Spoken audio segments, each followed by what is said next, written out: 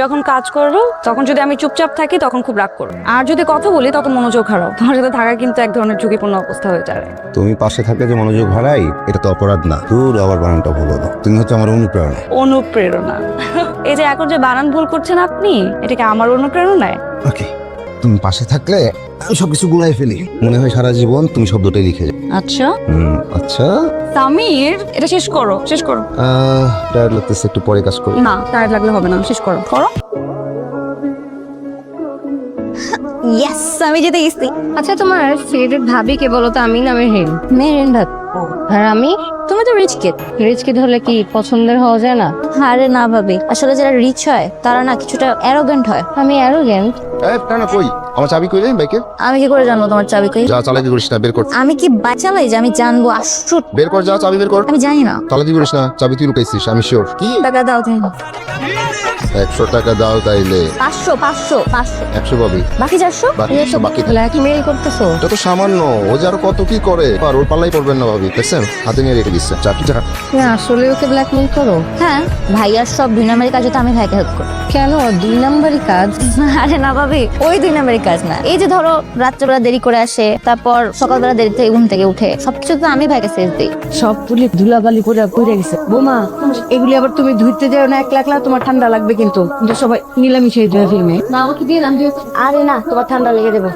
আম্মা আসসালামু আলাইকুম। ওয়ালাইকুম আসসালাম। আব্বা, তুমি রান্না করে ঢুকছো, তোমার কি কফি চা লাগবে? পাঠাই দিচ্ছি। আম্মা নেন এটা, আম্মা রাখেন। এইটা কেন আব্বা? কেন মানে ঘরের খরচ?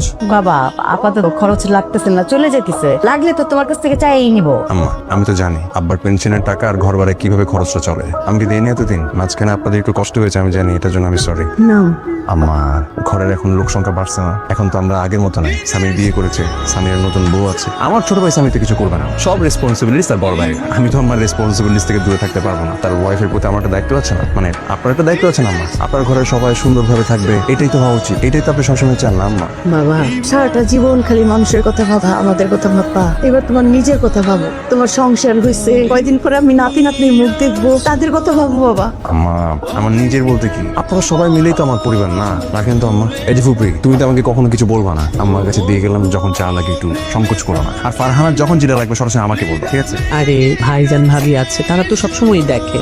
কফি লাগবে তোর? তোমার কফি তোমার লাগবে।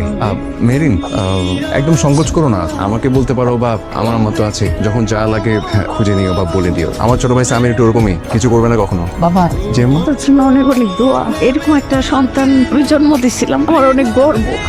দেখেছো ফুপি আবার ইমোশনাল হয়ে। আম্মা আসি, ফ্রেশ হয়নি, সবসময় ইমোশনাল। যা ফ্রেশ হ, আমি কফি পাঠাই। বোমা, এই টাকাটা তোমার কাছে রাখো। কি বলেন মা, আমি এই টাকাটা কি করবো? তুমি সংসারের বউ না, তুমি খরচ করবা, যখন যা লাগে তুমি খরচ করবা। না মা, কি বলছেন? আমি এগুলো আমি বুঝি না, এগুলো কিন্তু চাই না নাই। আরে রাখো তো, রাখো। মা, আমি এটা রাখতে পারবো না, তুমি আপনার কাছে রাখেন।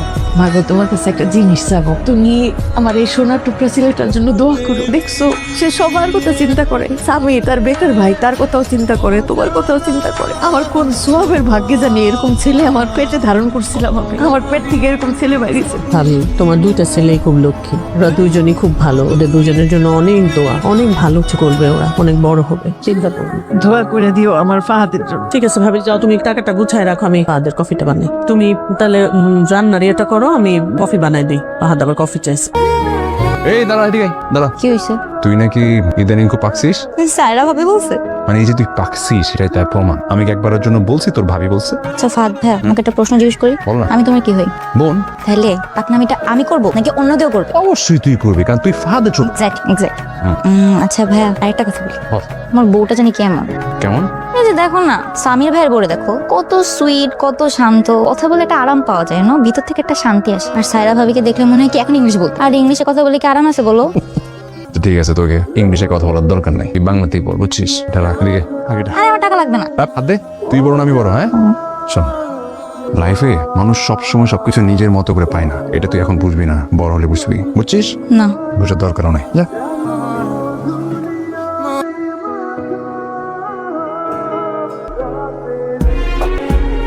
আসসালামু আলাইকুম। ওয়ালাইকুম আসসালাম। কি জানো? ফুল কার জন্য? আর কার জন্য? তোমার জন্য। Thank you.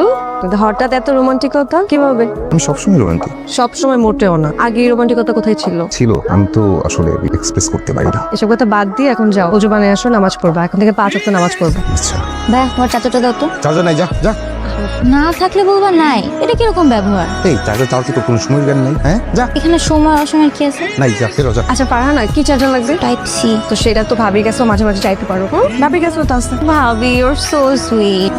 নামাজ পড়ছো? না যা নামাজ পড়বা, যাও, পরে ফোন চালাবা। ঠিক আছে, দেখো একটু শিখো, এরকম ব্যবহার করতে পারো না আমার সাথে। ততক্ষণ যা। ওযুটা বানিয়ে আসেন, নামাজ পড়বেন। আসসালামু আলাইকুম। ওয়ালাইকুম আসসালাম। কে আপনি? আমি আবুল কইতা। আপনার নাম কি? আমার নাম মেহেরিন। আপনি কার কাছে এসেছেন? আপনার এর আগে কোনদিন দেখিনি। আমি আমার কাকা কাকি আমার এই যে আমার কাকা এই যে আমার খেতে সামনে।